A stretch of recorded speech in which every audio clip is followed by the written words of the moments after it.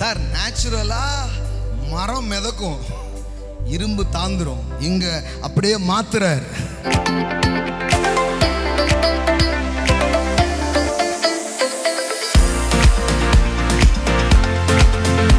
ஒருத்தன் வந்து ஒரு கோடாரியை போய் என்ன பண்றான், கடனா வாங்குறான்.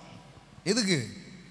மரம் வெட்டிட்டு இருக்கும்போது பார்த்தா கை என்ன பண்ணிடுச்சு, வலிக்கிடுச்சு. கோடாரி எங்கே விழுந்துட்டு? தண்ணிக்குள்ள விழுந்துச்சு.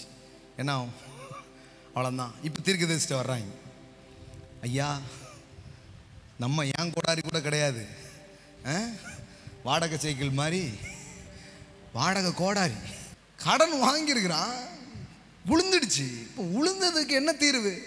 அந்த இடத்தை காண்பித்த போது ஒரு கொம்பை வெட்டி அங்கே எரிந்து அந்த இரும்பை மிதக்க பண்ணி. அப்ப கடன் ரத்து, கடன்ல இருந்து வெளியே வர்றதெல்லாம் ஒரு நேச்சுரல் ஆக்ட் கிடையாது. It's an act of supernaturals. இருக்கீங்களா? Get ready, cancel all debts. இரும்பு மிதக்குதுங்க, கட்ட தாழ்ந்து போகுது, இரும்பு மிதக்கு.